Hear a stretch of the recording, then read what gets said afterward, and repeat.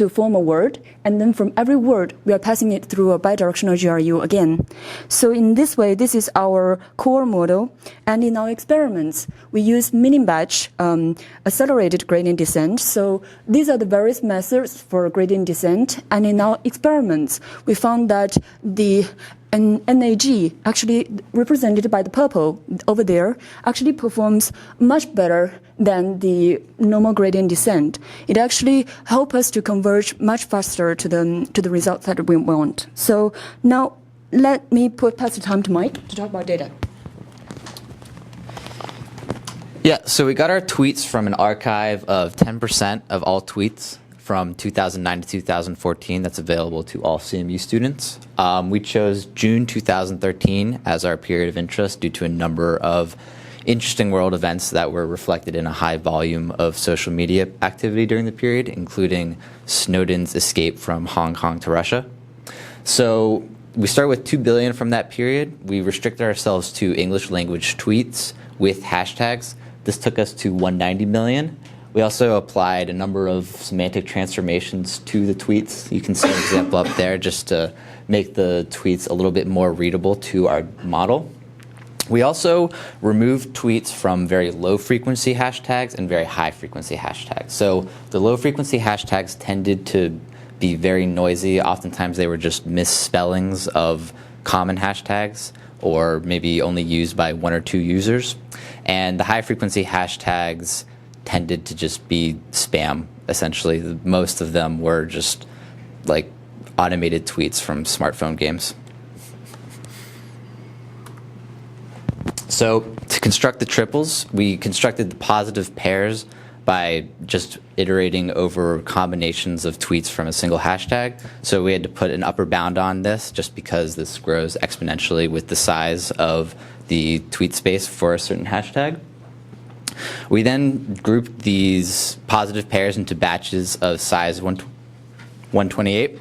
So the negatives were sampled randomly from each batch, checking to make sure that those negative tweets did not have a hashtag that was too close in string distance to the positive pair. So you guys can see an example of what one of those triples might look like with pre-processed tweets up there. Okay, so I'll run through the preliminary results here. So we're seeing training costs in blue here over time for both the single layer and the 2-layer model. And as expected, the training cost is decreasing over time. However, we're finding that the convergence rate is actually quite slow here. And we're still working hard at trying different combinations of hyperparameters to speed up convergence and get better results. We also held out a set of tweets as a validation set, and in red here we're seeing validation cost over time. And that is decreasing, but it is converging fairly slowly. In order to evaluate these, we have tried a number of things. So we clustered the tweets in our embedded space using k-means, and we evaluated this clustering assignment based on a few standard metrics, and we're seeing results that they're not quite as good as we would hope, but we are seeing that the 2-layer model is performing slightly better than the 1-layer model. And here on performing KNN in the embedded space, we can see 2 examples where these are 2 tweets about Edward Snowden looking for a country to provide asylum. The first example, the neighbors are very, very good, where they all apply to that topic. We're actually seeing much more currently of the second example, where we see some of these similar tweets, but they're mixed in with other topics as well. So we hope with some tweaks to our model, we'll see much more of this first example. Okay. Okay, thanks. We have time for one. Yep. Oh, so what do you do once you have this embedded model? Like, let's say you got it to work as much as you would like. Why is that important? This is very important in, for example, in event detection or any kind of like a disease outbreak. You would like to bring out those tweets which talk about the same things. For example, if you are having a fever, as compared to say my thermometer is running high, or as compared to say my forehead is very hot, these three doesn't contain any similar word, and their edit distance is very, very, very different, but you want to bring them together. So this is actually a tool for doing that. And we are actually initially we are thinking about building a tweet bot that can gather gather popularity. So for example, if I have such a model, if I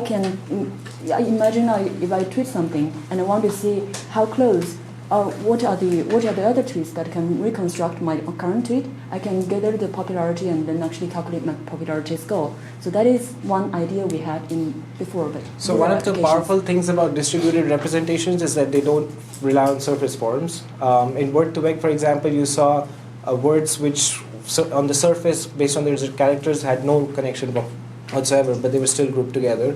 So we hope that for tweets too, we can go beyond the surface form and get to the semantics and group tweets together based on the semantics.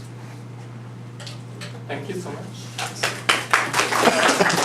So let's go like these forms and team A should do that. Thank you.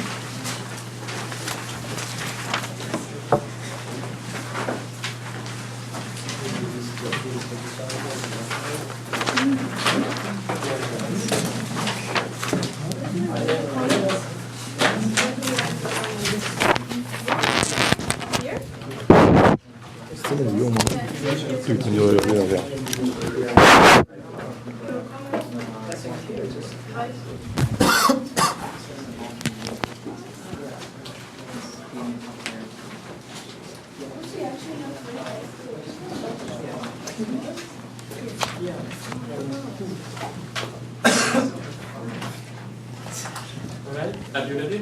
Yeah. Okay, so 10 minutes Okay. for those 23 slides. Okay. Hello everyone. So I'm Wei Chen, and this is Fred. And